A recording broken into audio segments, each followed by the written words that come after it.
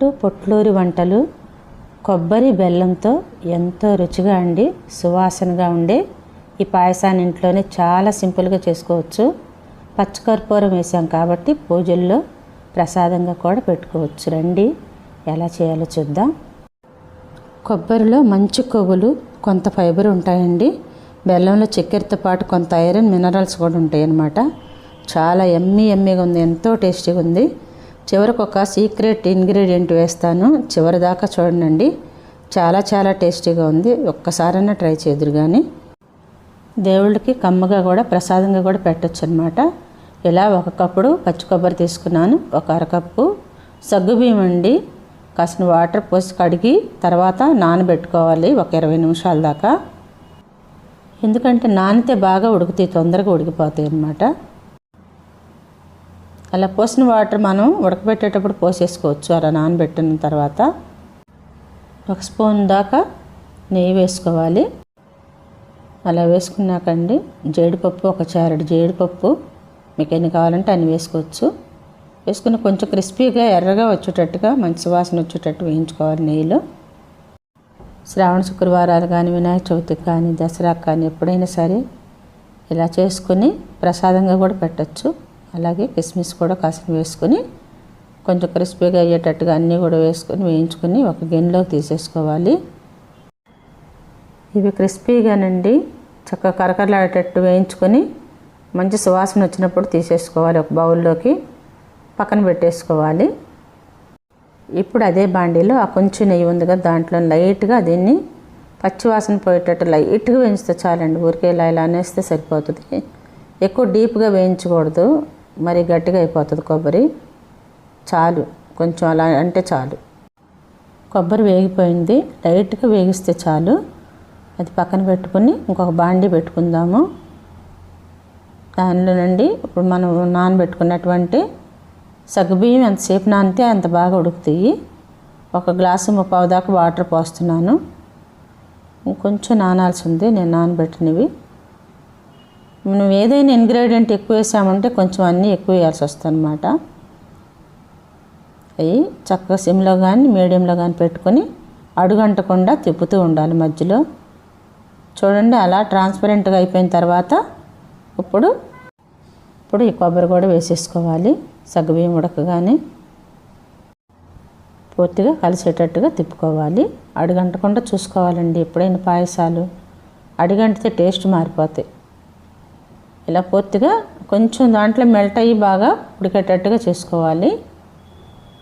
మనం కొబ్బరి వేయించినటువంటి దాంట్లో కొంచెం వాటర్ పోసి అది కూడా పోస్తే కొంచెం కన్సిస్టెన్సీ బాగుంటుంది అన్నమాట ఉడకటానికి. వాటరు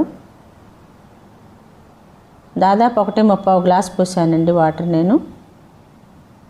లేదంటే మరీ గట్టిగా అయితే కష్టం కదా. అలా పూర్తిగా ఉడికేటట్టుగా ఉడకపెట్టుకోవాలి కొబ్బరిను సగ్గుబియ్యం. బెల్లం 1.5 కప్పు తీసుకున్నానండి. మీ ఇష్టము, మీరు బెల్లం తీపిని బట్టి మీరు తీసుకోవచ్చు. 1.25 అయినా సరిపోతుంది. స్వీట్ కొంచెం కావాలనుకునే వాళ్ళకి 1.5 వేసుకుంటే సరిపోతుంది. చూడండి 1.5కు తక్కువగానే తీసుకున్నాను. పావు గిన్నె వాటర్ పోసి కరగబెట్టుకోవాలి. పూర్తిగా కరిగిపోతే చాలు. కరిగిన తర్వాత నరకలు ఏమైనా ఉంటే వడకట్టుకోవాలి. అలా పూర్తిగా ఆ గడ్డలన్నీ కరిగిపోతే చాలు. మీడియంలో కానీ సిమ్లో కానీ పెట్టుకోవాలి. మరి హైలో పెట్టవసరం లేదు, పాకం రావసరం లేదు. చూడండి అయిపోయింది. ఆ స్ట్రైనర్లో వేసి వడకట్టేసుకుందాము. ఈ పాకం అంతా కూడా ఈవెన్గా పాయసంలో కలిసేటట్టుగా కలుపుకోవాలి పూర్తిగా. మీకు విరుగుతుంది అనుకుంటేనండి మొత్తం ప్రాసెస్ అంతా అయిపోయిన తర్వాత చివర్లో పోసుకోండి, కొంచెం ఆరిన తర్వాత. మాకైతే విరిగే బెల్లం కాదు ఇది, ఈసారికి బాగుంది. చూడండి అంతా కూడా పూర్తిగా కలుపుకోవాలి. మెల్ట్ అయ్యేటట్టుగా ఉడకనివ్వాలి ఇంకొక 2-3 మినిట్స్. ఒక 1/2 టీ స్పూను యాలకుల పొడి కూడా వేసుకోవాలి. పొడి కూడా కలిదిప్పుకోవాలి. నిజంగానండి కొబ్బరి దేంట్లో వేసినా సరే ఆ పదార్థం మధురం అయిపోతుంది. 1 గ్లాస్ పాలు పోసుకొని అవి కూడా కలుపుకుందాము. పాయసాలు అంటే ఎవరికి ఇష్టం ఉండదండి, అందరికీ కూడా చాలా ఇష్టం అన్నమాట. ఎంత రుచిగా ఉంటుందో ఈ కొబ్బరి పాయసం మాత్రం. మనకి పూజలప్పుడు ఎంత చక్కగా పొద్దున్నే తొందరగా అయిపోతుంది. కొబ్బరి ఉంటుంది కాబట్టి మనకి ఎప్పుడు పూజల్లో పిల్లలు పెద్దవాళ్ళు అందరూ కూడా ఇష్టంగా తింటారు. అయిపోయిందండి. మనం వేయించుకున్నటువంటి జీడిపప్పు కిస్మిస్ వేసుకుని గార్నిష్ చేసుకోవటమే. మనం ప్రసాదాల్లో వాడే పచ్చకర్పూరం అండి, ఎక్కువ వేసుకోకూడదు, టేస్ట్ మారిపోతుంది. చాలా పించు వేసుకుంటే సరిపోతుంది. ఇది కూడా ఒక సీక్రెట్ ఇంగ్రీడియంటేనండి.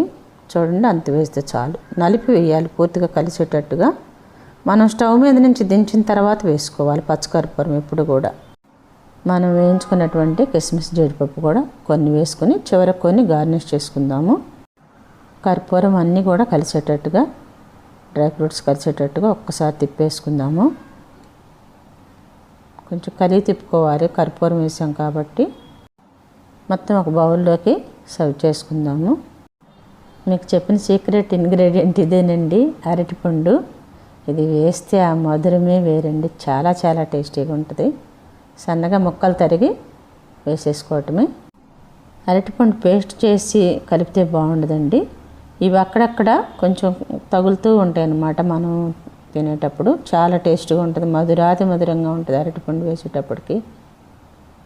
ఇలా అందరూ కూడా ఒక్కసారి ట్రై చేయండి. నా ఛానల్ సబ్స్క్రైబ్ చేయండి. కొత్త వారైతే బెల్ ఐకాన్ నొక్కితే ఇలాంటి రెసిపీస్ అన్నీ కూడా మీకు వస్తాయి. ప్రసాదంగా ఈ కొబ్బరి పాయసం అధూర్స్ అన్నమాట. ఈ పాయసంలో కొబ్బరి బెల్లం వాడాం కాబట్టి రుచితో పాటు కొంత పోషక విలువలు కూడా ఉంటాయండి. కొబ్బరిలో ఫైబర్, మంచి కొవ్వులు ఉంటాయి. బెల్లంలో కొంత ఐరన్, మినరల్స్ ఉంటాయి.